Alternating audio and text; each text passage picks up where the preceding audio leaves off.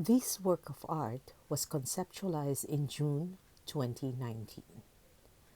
A 40-year-old tree was uprooted because of its age and was barely bearing fruit anymore.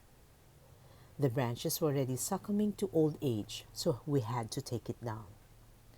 I was awed by the shape of the roots because it appeared to have a vortex in the middle.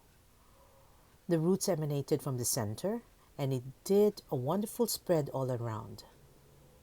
It appeared like a center of energy with roots radiating outwards.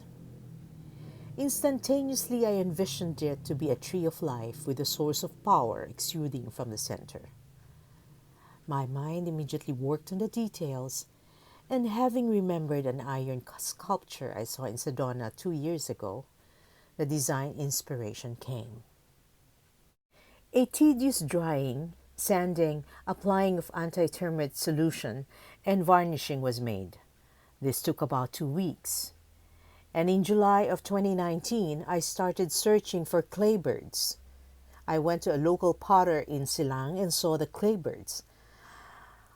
Little by little, I started sticking it onto the branches, and slowly a story started to unfold.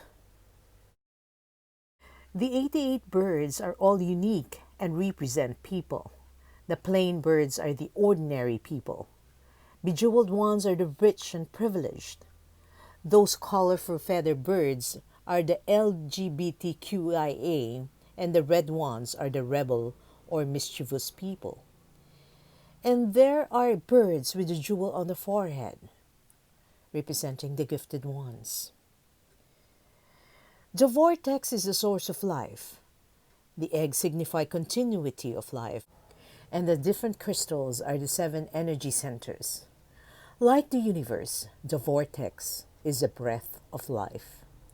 Finally, in August of 2019, it was completed. I learned a lot while doing this art project.